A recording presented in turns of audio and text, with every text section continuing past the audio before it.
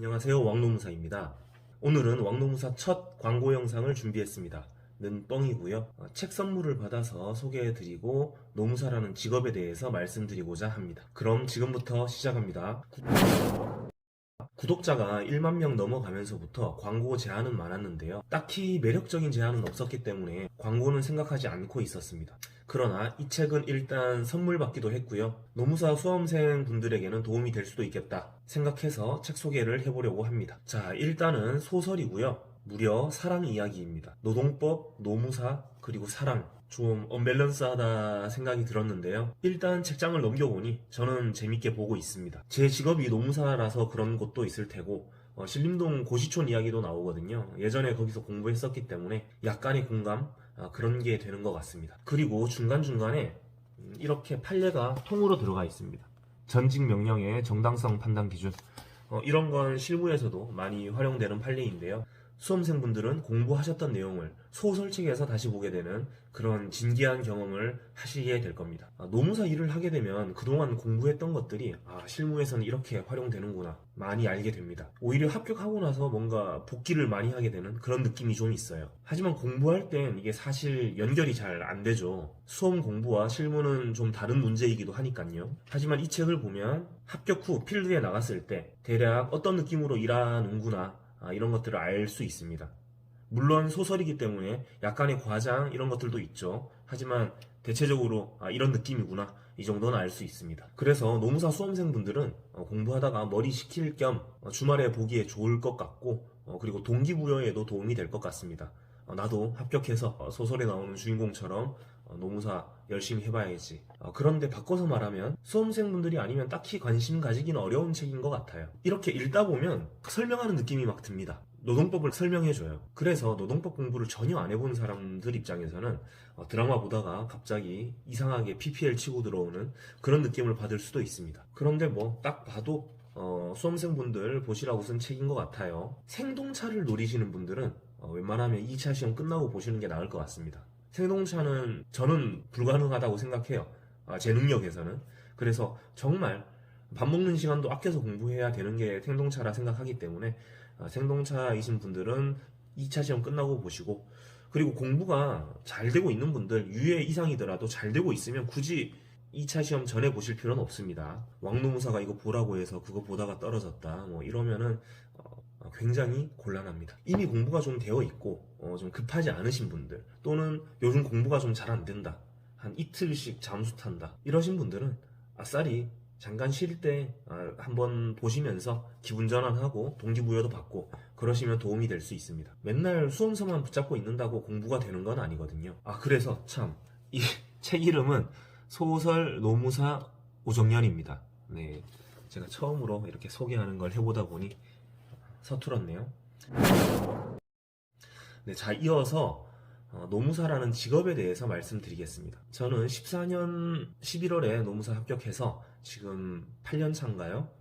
7년 차? 뭐 그 정도인데 매우 대만족하면서 일하고 있습니다. 물론 변호사가 되었으면 더 좋았겠지만 변호사 시험은 인풋이 투입해야 되는 노력의 정도가 너무 빡세다고 생각합니다. 그렇게 공부를 오랫동안 많이 하고 싶진 않아요. 그리고 또 많이 열심히 한다고 해서 다 되는 것도 아니죠. 저는 솔직히 대학 생활할 때는 공부를 거의 안 했습니다. 그러다가 군대를 갔다 왔고 뭐 하지 하다가 결국 노무사 시험을 선택했습니다. 3년 공부했는데 1년은 대부분 수험생들이 그렇듯 많이 놀았고 2년 정도 공부를 열심히 했습니다. 그래서 2년 정도 열심히 하고 합격하면 가성비가 참 괜찮은 것 같습니다. 저는 수학을 좋아했어서 세무사를 해볼까 생각도 했었는데요. 세무사보다는 노무사가 재밌는 것 같아요.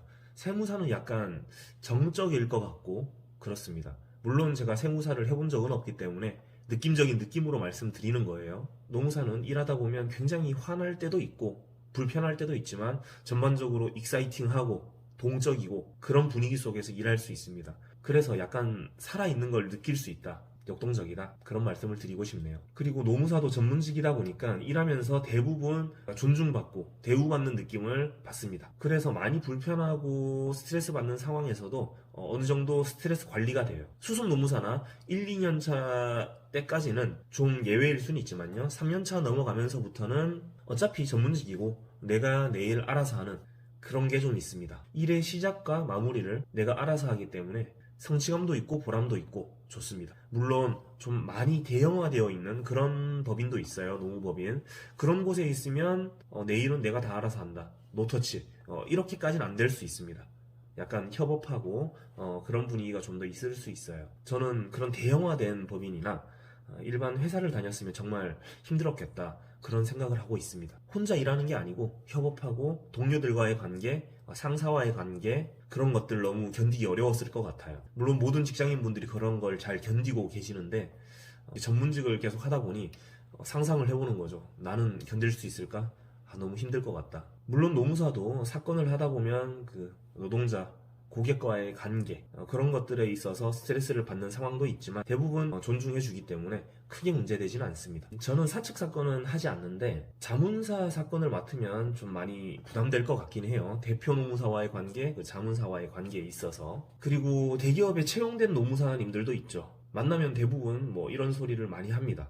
난 이제 노무사 아니야. 나 이제 하나도 몰라. 뭐 이런 영양가 없는 이야기로 인사를 하는데요. 다시 사건을 하기 시작하면 금방 적응하실 텐데 뭐 인사차 이렇게 많이 얘기합니다. 그리고 회사에 있는 노무사님들은 그래도 노무사 자격증이 있기 때문에 가슴에 사직서를 품고 살더라도 그 옆에 노무사 자격증도 같이 품고 있을 수 있어요. 아무래도 일반 직장인에 비해서는 이직이 수월하고 오라는 곳도 많습니다. 오라고 하는 곳이 많은 이유는 뭘까요? 노무사 시험은 1년 합격자 300명이 잘 유지되고 있고요. 연차가 쌓이면 알아서 개업하는 분들이 많기 때문이에요. 노무사를 채용하고 싶어하는 대기업, 공공기관 이런 것들은 점점 많아지는데 노무사 공급은 원활하지 않은 상황. 이렇다 보니 구직하고 있는 노무사 입장에서는 오라는 곳이 많게 느껴지는 거죠. 그래서 저는 참 노무사라는 직업이 좋다고 생각합니다. 제가 아는 노무사님들 중에서는 노무사가 된 것을 후회하거나 완전 망했거나 수입이 매우 부족하거나 그러신 분들은 없습니다. 그리고 저는 노무사 합격하고 한 1년 정도 제외하고는 월요병이 있었던 적이 없습니다. 출근하기 싫고 그런 적은 없어요. 따라서 이미 공부를 시작하셨다면 끝까지 한번 해보세요. 엄청나게 돈을 많이 벌고 찬란한 미래, 눈부신 미래가 보장된다. 그런 건 아니지만 여유로운 미래, 안정적인 미래, 노력하는 만큼 보상이 따르는 미래, 그런 미래가 펼쳐질 것입니다. 너무 좋게만 얘기했나요? 엄청 일에 찌들어 있고 그런 노무사님들도 많긴 합니다. 그럼 여기까지 할게요. 다음 시간에 또 만나요.